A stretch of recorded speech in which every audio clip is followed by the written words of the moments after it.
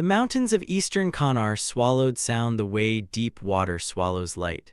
At 3:47 local, that silence broke without warning, and no one could explain why. 6 men lay pinned behind a shattered irrigation wall, tracer fire chewing the mud above their heads, when the world above them detonated.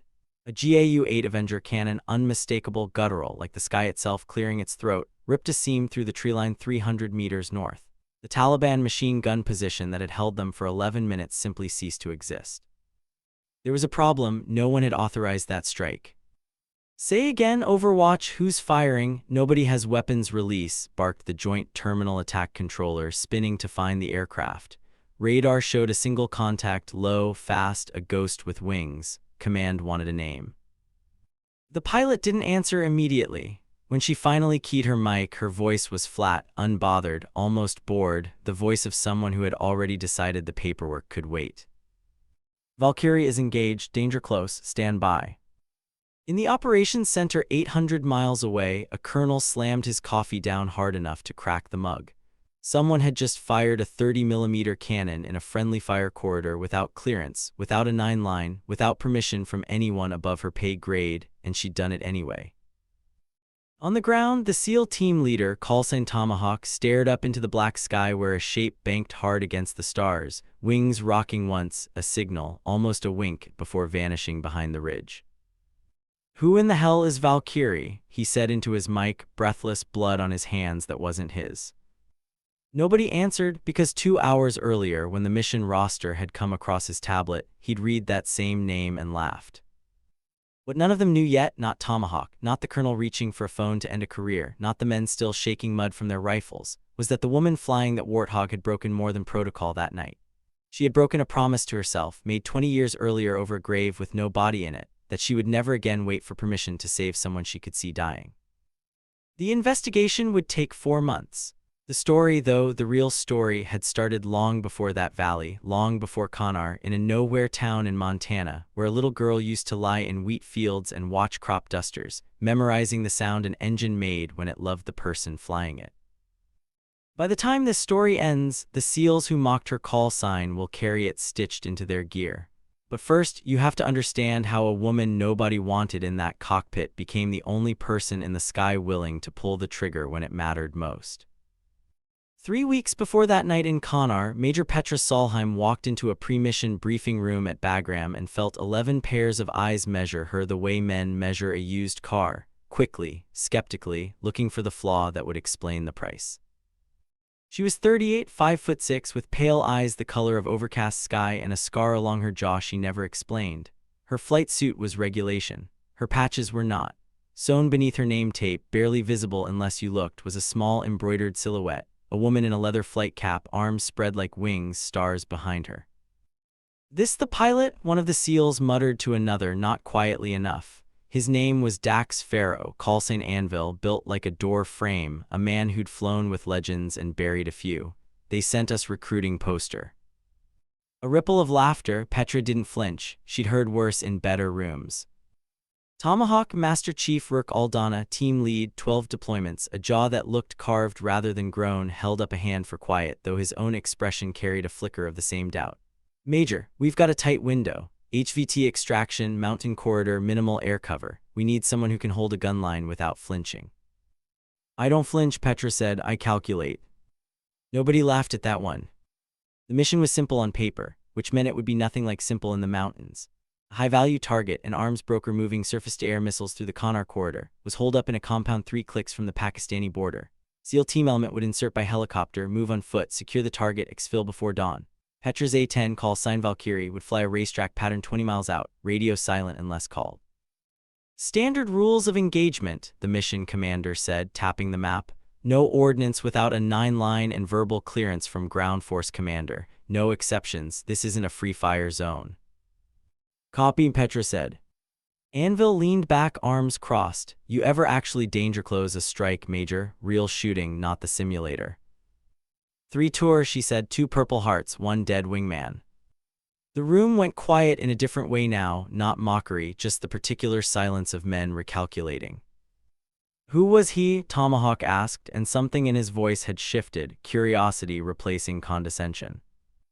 Petra's jaw tightened almost imperceptibly. Wasn't a he. She didn't elaborate. She gathered her folder, tucked it under her arm, and walked out before anyone could ask the obvious question, the one that would matter more than any of them yet understood. Outside, under a sky bruised orange with dust and dusk, she looked up the way she always did before a mission, searching the heavens like they owed her an answer. Somewhere up there, decades ago, another woman had looked at the same kind of sky and made a promise Petra had spent her whole life trying to keep. She didn't know yet that in 3 weeks, that promise would put her career on the line. The helicopters lifted off at 2:15, blades chopping the thin mountain air into ribbons. Inside the cabin, red light washed over faces gone still with the particular calm men learn only under fire, SEALs checking straps, checking rifles, checking each other with glances that said more than words. Anvil sat closest to the door, night vision goggles flipped up, watching the ridgelines slide past like the spine of some sleeping animal. "Valkyrie's up," the pilot relayed over comms, and Anvil huffed through his nose. "Great, recruiting posters got our backs." Tomahawk didn't answer. He was thinking about her file, the parts redacted, the parts that weren't. 3 tour, 2 purple hearts, a dead wingman who wasn't a he. He filed the thought away and returned to the terrain. 20 miles out and 6,000 feet up, Petra flew her racetrack pattern in the dark, running lights off, engines a low, predatory growl against the wind. The A-10 was an ugly aircraft by design, thick, blunt, built around a cannon the size of a Volkswagen, more flying weapon than flying machine. Pilots who loved elegant jets called it a warthog with a sneer. Petra loved it precisely because it wasn't elegant. It was built to survive being hit and keep fighting. So was she. She checked her fuel, her ordnance, the empty black canvas of sky stretching in every direction. Radio silence. Just her, the hum of twin turbofans, and the small photograph clipped inside her canopy. A woman in a leather flight cap laughing at something outside the frame, 1953 stamped faintly on the border. "Almost there, Mama," Petra murmured, the words swallowed by engine noise, meant for no one but herself and the sky. Below, the helicopters touched down in a dry riverbed 2 kilometers from the compound, blades kicking up grit that stung exposed skin. The team fanned out into the dark, night vision turning the world sickly green, silence broken only by boots on stone and breath through respirators. They moved for 40 minutes without incident. Then the compound's dogs started barking and everything changed. A single shot cracked from a rooftop and the night ignited. Muzzle flashes bloomed along a low wall 200 meters to the team's flank, not from the compound, but from a fighting position no one had mapped, hidden in an irrigation ditch, manned by fighters who'd clearly been waiting. Rounds snapped past Anvil's head close enough that he felt the heat. Contact left, multiple shooters PKM, he shouted, dropping behind a mud wall as chips of stone exploded near his face. Tomahawk keyed his radio, voice tight but controlled. "All elements, we are engaged, taking effective fire from the north irrigation line, estimate 8 to 10 enemy, danger close to friendlies." Rounds walked along the wall in a stitching line. One of the younger operators, Carlson Ferret, took a graze along his forearm and didn't make a sound, just pressed his hand over it and kept his rifle up, breathing hard through his nose. The JTAC, a wiry operator named Das, was already reaching for his kit. Valkyrie, this is ground force. We are troops in contact. Request immediate CAS. How copy?" 20 miles out, Petra's radio crackled to life and something in her chest went cold and clear at once. The particular stillness that came before violence, the stillness she'd learned from a woman in a photograph who taught her that fear and focus could occupy the same breath. "Ground force, Valkyrie, I copy, troops in contact. Say your position and enemy disposition." Das rattled off coordinates with the flat urgency of a man who'd done this before and hated doing it again. Enemy dug in along an irrigation berm, 40 meters from friendly position. Repeat, 40 meters. We need danger close authorization. 40 meters, close enough that a miscalculated gun run could kill the men it was meant to save. Petra banked the warthog hard, G-force pressing her into her seat, and pointed the nose toward the muzzle flashes now visible even from altitude, a string of angry orange embers stitched along the dark ground. "Copy, danger close," she said, working on clearance. That was the problem, clearance wasn't hers to give. Back at the Joint Operations Center, the mission commander, a lieutenant colonel named Halvorsen who'd built his career on caution, was staring at the same feed, chewing the inside of his cheek. We don't have positive ID on all friendly positions, he said. I'm not authorizing a gun run that close without eyes on confirmation. Sir, they're taking effective fire right now, the operations sergeant said. I understand that, Sergeant. I also understand what happens if we drop 30mm into our own people. Halvorsen reached for the radio. Valkyrie, this is Overwatch Actual. Hold your fire. I say again, hold fire until we get positive friendly confirmation. Continue to orbit. Petra's hand tightened on the stick. Below her, through the green wash of her targeting pod, she watched a muzzle flash rake across the mud wall exactly where DOS had marked the friendly position, and she watched, in the same instant, one of the shapes behind that wall stop moving. Overwatch, Valkyrie, be advised, friendlies are taking casualties. I have positive visual on enemy position, danger close. Valkyrie, hold, I say again, hold your fire. On the ground, Ferret's silence had become something worse than a wince. Tomahawk crawled to him through the dirt, pressed a hand to the boy's shoulder, felt the wet heat spreading beneath his palm that had nothing to do with the earlier graze. A second round had found him, center mass, through a gap in the wall no thicker than a fist. Man down, I need that air support now. Tomahawk's voice cracked for the first time all night, all composure fractured by the sound of a 24-year-old trying to breathe through a hole in his chest. Above them, Petra heard it too, heard the words man down travel up through the radio like something physical, something that landed in her sternum and stayed there. She thought in the space of half a second of another radio call years earlier in another mountain range, when she had begged for clearance that never came in time and had watched a woman she loved die waiting for permission. She was not going to wait again. Overwatch, Valkyrie is engaging, she said, voice steady as stone. Danger close, my authority. Valkyrie, negative, I say again, negative, you do not have. She had already rolled the aircraft inverted, nose dropping toward the earth, the GAU-8 spinning up beneath her with a sound like the sky itself grinding its teeth. Through her targeting pod, she watched the muzzle flashes, watched the exact geometry of the irrigation berm, watched the 40 meters of margin she would need to thread like a needle at 400 knots. Valkyrie, abort. She didn't hear the rest. The world had gone silent the way it always did in the half-second before the trigger, the way her mother used to describe it, not empty silence but full silence, the silence of a held breath right before it becomes a scream. She squeezed the trigger. The cannon fired for exactly 1.8 seconds, 75 rounds, each one the size of a beer bottle, tungsten and steel screaming down a line she had drawn in her mind with more precision than any computer could verify in real time. The irrigation berm erupted in a wall of dust and fire. The PKM position ceased. Silence rolled across the valley in the sudden absence of gunfire, so complete it felt like a physical pressure against the ears. Tomahawk, still pressing both hands over Ferret's chest, looked up in disbelief at the dark shape banking away overhead, running lights still off, engines fatting into the ridgeline like something that had never quite been there. Ground force, Valkyrie, enemy position neutralized, confirm status. For a moment nobody answered, then DOS, voice shaking, keyed his radio. Valkyrie, Jesus, good hits, danger close impact, we need medevac, we have one urgent surgical. Inbound, Petra said, already banking toward the extraction point to escort the medevac bird in, though escorting wasn't in her tasking either. I'm not leaving until he's wheels up. In the operations center, Halvorsen stood frozen, staring at the radio as if it had betrayed him personally. She fired without clearance, he said, to no one, to everyone. She fired without clearance on my explicit hold order. The operations sergeant said nothing. On the screen, thermal imagery showed 6 SEALs alive, moving, dragging their wounded teammate toward the extraction point beneath a sky that had, moments earlier, opened up and saved them without asking permission.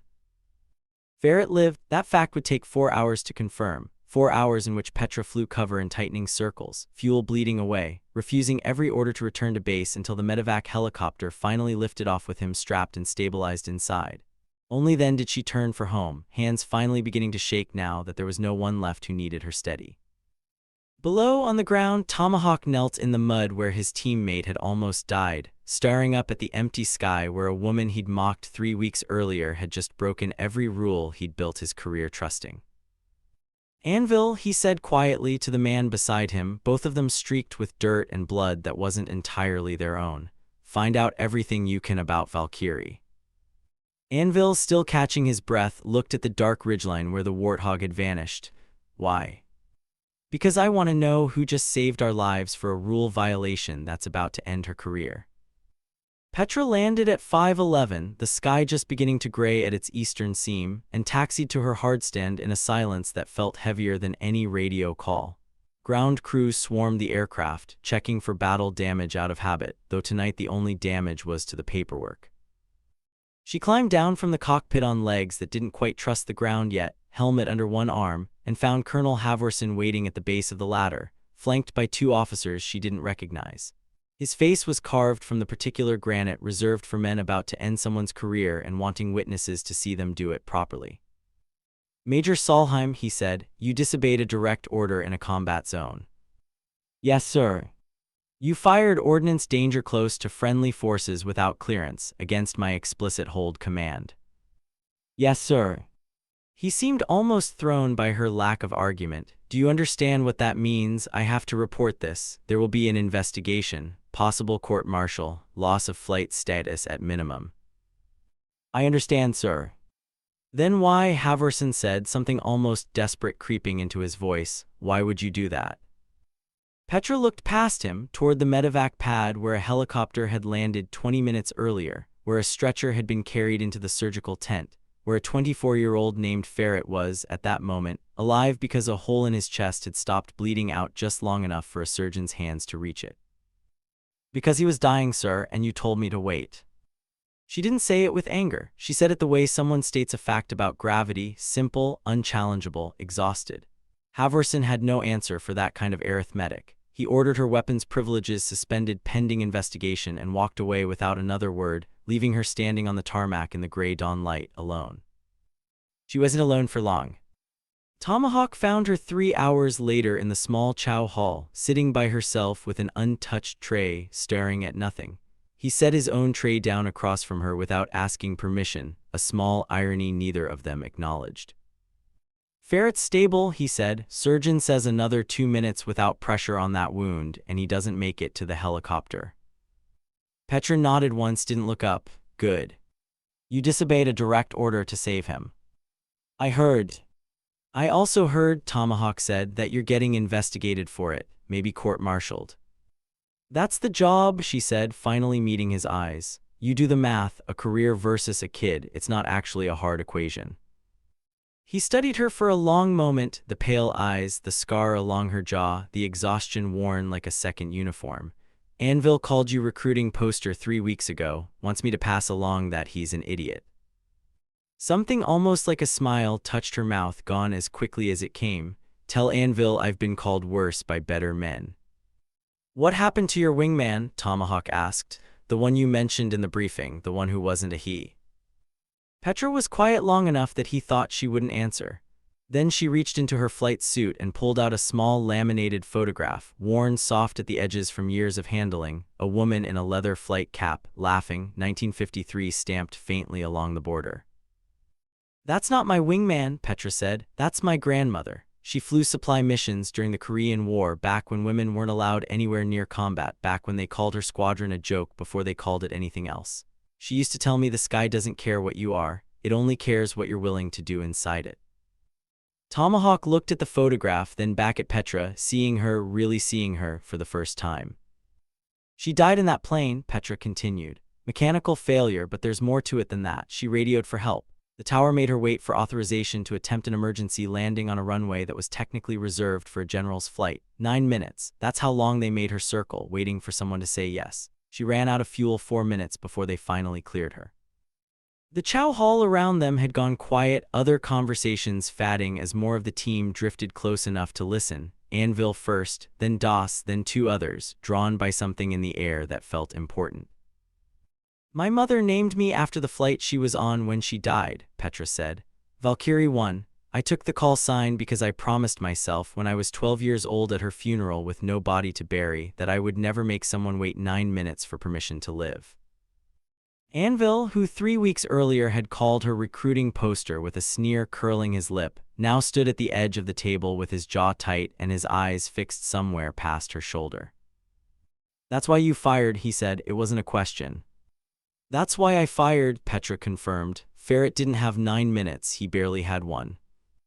The silence that followed wasn't the mocking silence of 3 weeks ago.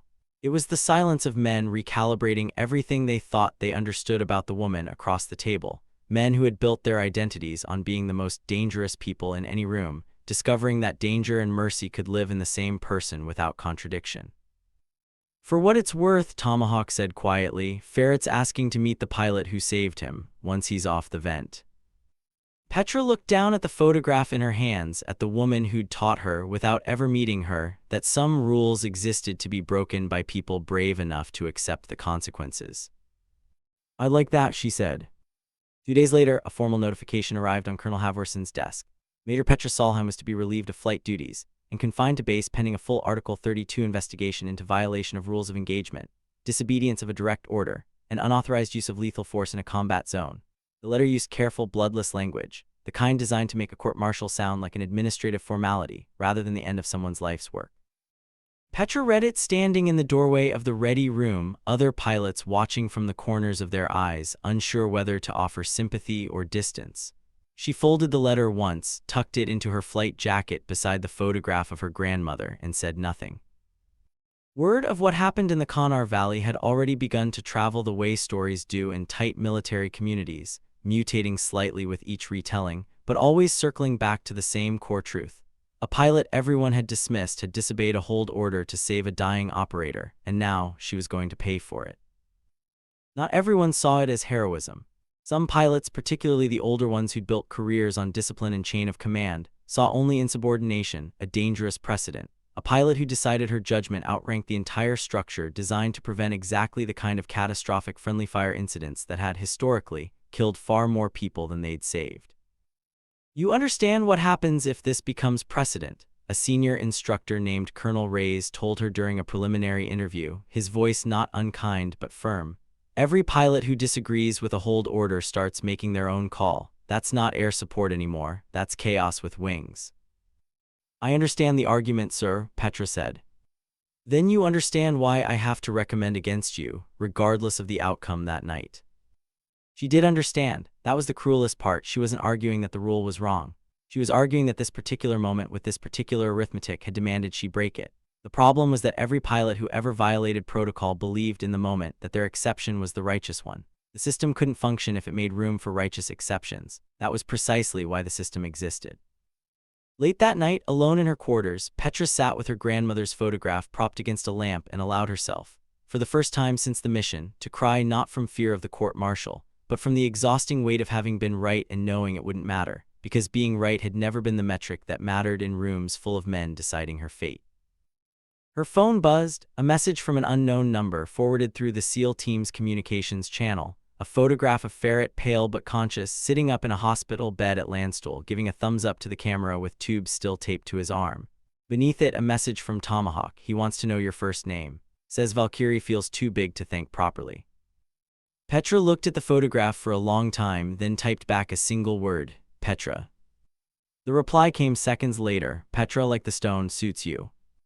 She set the phone down, wiped her eyes, and looked once more at her grandmother's laughing face in the old photograph, thinking that perhaps some inheritances weren't curses after all, that maybe the willingness to be broken by the system in service of someone else's survival was the only kind of legacy worth having. The Article 32 hearing, convened 11 days later in a windowless room at Bagram that smelled of dust and recycled air. 3 officers seated behind a folding table like judges in an inadequate courtroom. Petra sat alone at first. Her assigned defense counsel, a tired-looking captain named Ibera who'd reviewed her case the night before, and told her honestly that disobeying a direct hold order during combat operations was about as difficult a defense as military law offered. "They're not wrong that you broke the rule," Ibera told her in the hallway beforehand. "Our only argument is why, and whether why matters enough to change the outcome. Historically, it hasn't." "Then we'll see if today's different," Petra said. The prosecution's case was clean, procedural, unemotional. Exactly the kind of case built to make an act of desperate courage sound like reckless endangerment. A JAG officer named Major Whitfield walked the panel through timestamps, radio transcripts, the explicit language of Halvorson's hold order, each word chosen to remind the panel that military structure existed precisely to prevent individual pilots from making unilateral, potentially catastrophic decisions under stress. The defendant fired 75 rounds of 30mm ordnance within 40 meters of friendly forces, Whitfield said, against an explicit, unambiguous order to hold fire. that the outcome was favorable does not retroactively justify the decision. If we excuse this violation because it worked, we invite the next pilot to make the same gamble in a situation where it doesn't. The panel nodded along, and Petra felt something cold settle into her stomach, the particular despair of watching an argument succeed against you in real time. Then the door at the back of the room opened and Tomahawk walked in, followed by Anvil, followed by Das, followed by 3 more members of the SEAL element, all of them in dress uniforms none of them had likely worn in years, all of them requesting, formally, to testify.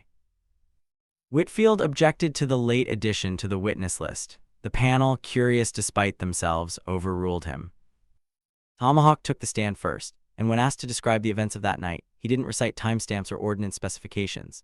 He described a 24-year-old operator bleeding out under his hands while a radio delivered a hold order from 800 miles away, delivered by people who couldn't see what he could see, couldn't feel the particular heat of blood through gloves, couldn't understand that some decisions had a shelf life measured in seconds, not procedure. I've served under 100 pilots, Tomahawk said, looking directly at the panel rather than at Whitfield. Most of them are good people making decisions from information on a screen. Major Solheim made a decision from information she could see with her own eyes, 40 meters from my position in real time, and that decision is the only reason I'm not writing a letter to a mother in Ohio explaining why her son didn't come home. The rules of engagement exist for good reason, Whitfield pressed during cross-examination. Are you suggesting operators should be able to override command structure whenever they personally disagree with a hold order? I'm suggesting, Tomahawk said, that there's a difference between disagreeing and watching someone die while you wait for permission to stop it. Major Solheim didn't override the chain of command because she wanted control. She overrode it because the chain of command was 800 miles and 9 minutes too slow, and my teammate didn't have 9 minutes. Das testified next, then Anvil, each account building the same picture from a slightly different angle, not a reckless pilot chasing glory, but a professional who had made an impossibly precise shot under maximum pressure, danger close, at night, with a wounded man's life measured against every millisecond of hesitation. I called her recruiting poster before that mission, Anvil admitted, unprompted, voice rough. I want that on the record. I was wrong, and I want it documented exactly how wrong I was. The panel recessed for deliberation at 1600 hours. Petra sat in the hallway with the SEAL team around her. None of them speaking much, all of them present in a way that felt heavier than words, men who had once measured her by a photograph on a personnel file now sitting shoulder to shoulder with her outside a room that would decide whether her career survived the night she'd saved one of their own. Whatever happens in there, Tomahawk said quietly, you should know something. Ferret's put in a request. When he's fit for duty again, he wants his patch redesigned, wants your call sign stitched into it. Wants to carry Valkyrie into every mission he flies for the rest of his career so he never forgets what waiting costs and what refusing to wait can save. Petra felt her throat tighten, the exhaustion and fear of the last 11 days finally cracking under the weight of something gentler than either. The panel returned at 1840, and the presiding officer, a full colonel named Brackett who had said almost nothing throughout the entire 2-day hearing, read the findings in a voice carefully stripped of any inflection that might suggest which way his own convictions had leaned. This panel finds that Major Solheim did, as a matter of fact, disobey a direct hold order issued by the ground force commander during active combat operations. Brackett began, and Petra felt the floor tilt beneath her, felt Ibarra's hand tighten briefly on her arm in preparation for the verdict neither of them expected to survive. However, Brackett continued, this panel also finds that the order in question was issued absent critical real-time information available only to the pilot at the point of decision, specifically direct visual confirmation of an active ongoing threat to friendly forces sustaining casualties, information that the ground force commander, operating from a remote command center, could not independently verify within the operative timeframe. The room held its breath. Military doctrine recognizes a narrow but established principle, Brackett said, that a combatant possessing superior real-time situational awareness may be held to a standard of reasonable judgment rather than strict procedural compliance. When procedural compliance would result in the loss of the very life the procedure exists to protect. This panel finds Major Solheim's actions fell within that principle. Charges of insubordination and unauthorized use of force are dismissed. Ibarra exhaled audibly beside her. Petra sat perfectly still, unable to process the sentence fast enough to feel the relief that should have accompanied it. Brackett wasn't finished. This panel further recommends Major Solheim be considered for commendation, given that her actions directly resulted in the survival of a wounded service member who would not otherwise have received timely medical intervention. The room erupted in a controlled, military kind of celebration, restrained applause, quiet exhalations, Tomahawk's hand landing heavy and warm on her shoulder from behind. Petra sat with her eyes fixed on the folded letter still tucked in her jacket pocket, the one that had promised to end her career, now rendered obsolete by 3 officers who had, against every institutional instinct, chosen to weigh her grandmother's 9 minutes against the sanctity of procedure, and found procedure wanting. Outside the hearing room, evening had settled over Bagram in long violet shadows, the mountains beyond the perimeter fence catching the last amber light of a sun already sinking behind them. Petra stood alone for a moment before the others caught up to her, looking east toward Konar, toward the valley where a promise made at 12 years old had finally, after 26 years, been kept without cost. Colonel Halvorsen found her there. He didn't offer congratulations exactly, that wasn't in his nature, but he stood beside her for a long moment, watching the same darkening sky. "I was wrong to give that hold order," he said finally. "Not wrong to give it in principle. Wrong because I forgot, sitting behind a screen, that principle isn't worth much to a man bleeding out on a battlefield I couldn't see. I've been doing this 22 years, Major, and you reminded me of something I should never have forgot." "What's that, sir?"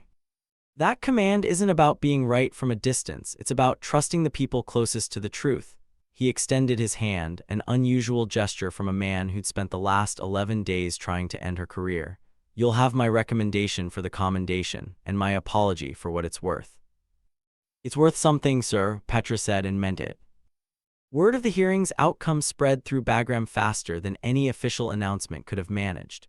By the following morning, pilots who had studiously avoided her in the Chow Hall during the investigation now nodded at her across the room, some approaching to shake her hand, others simply meeting her eyes in a way that acknowledged something had shifted.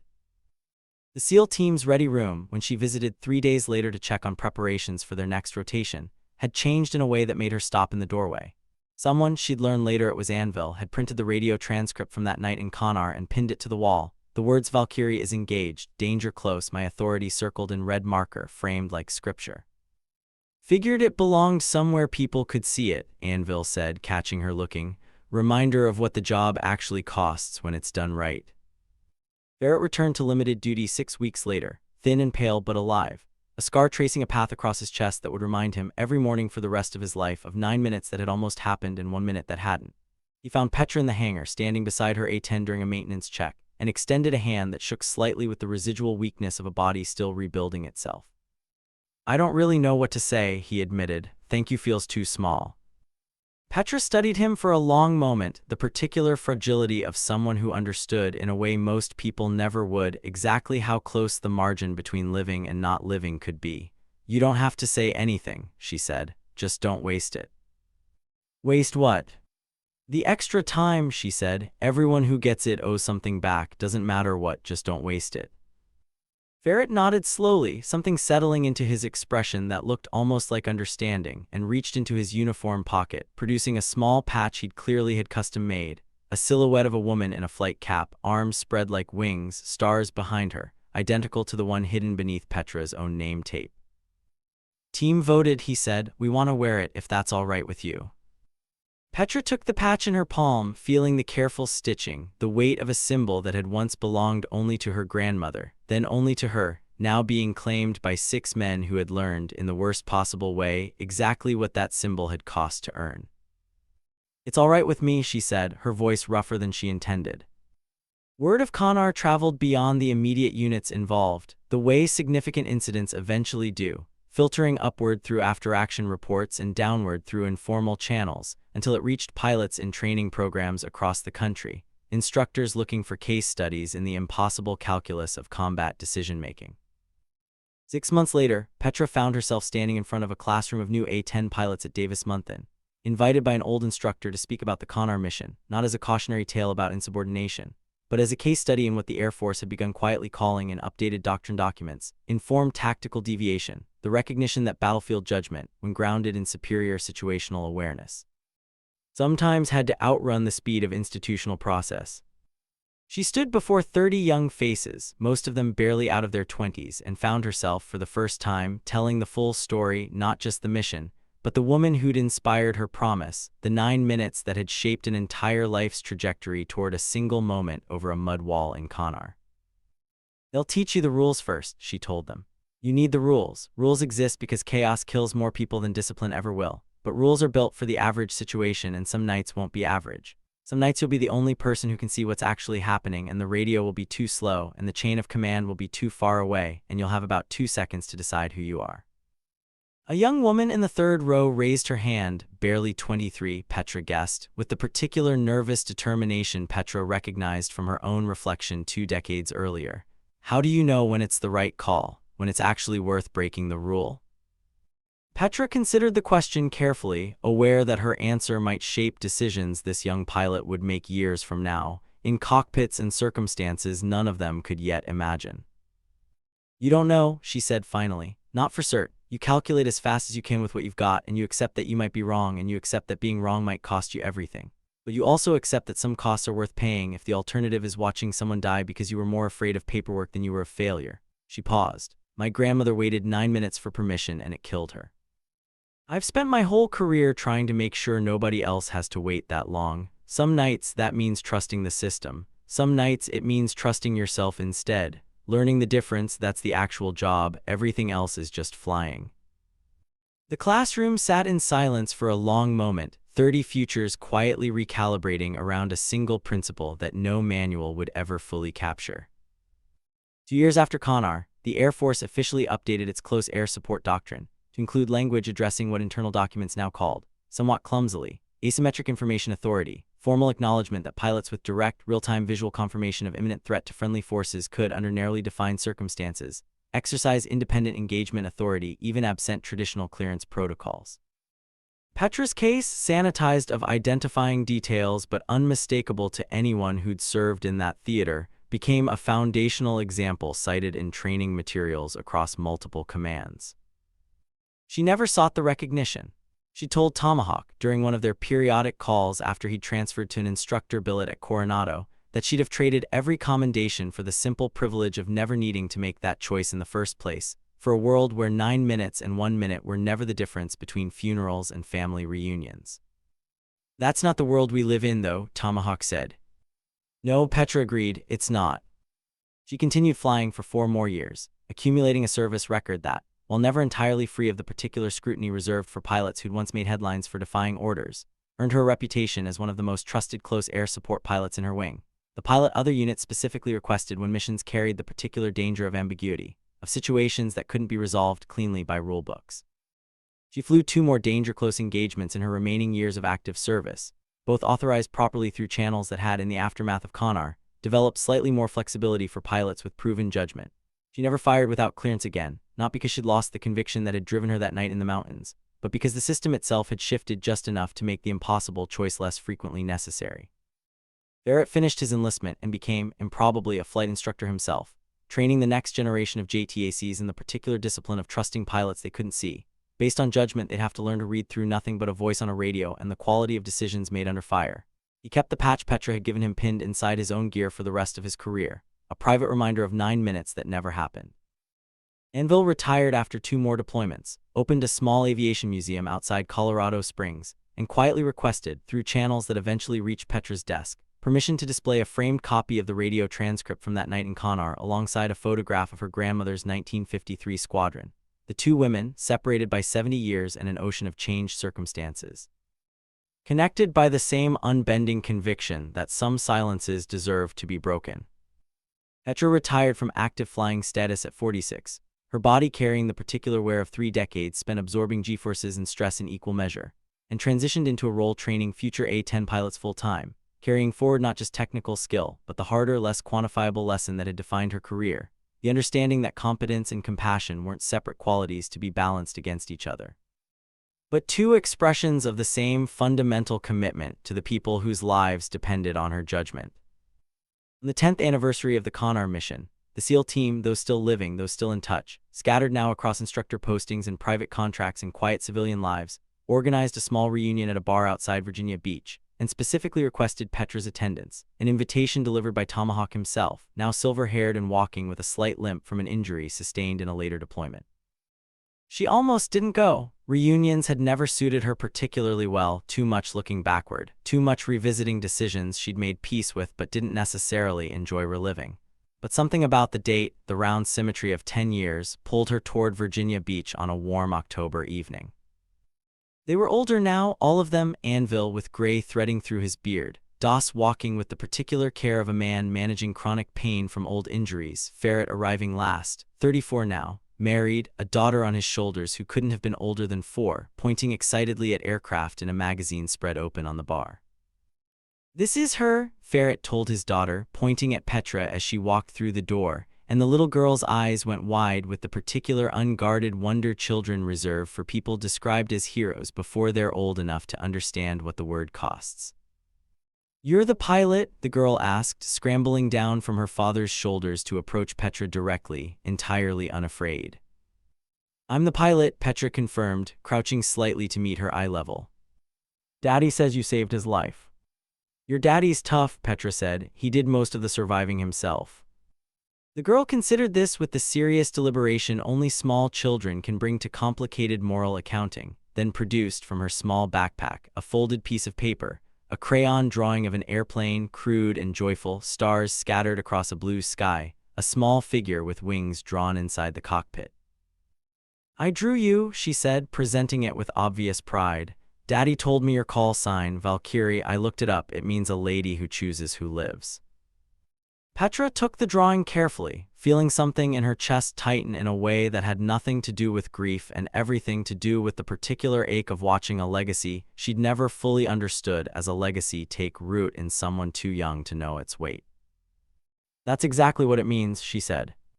Later that evening, after the reunion had wound down into the comfortable, familiar rhythm of old friends trading stories that grew slightly more exaggerated with each retelling, Tomahawk found Petra alone outside the bar, looking up at a sky finally clear enough this far from base lighting to show real stars.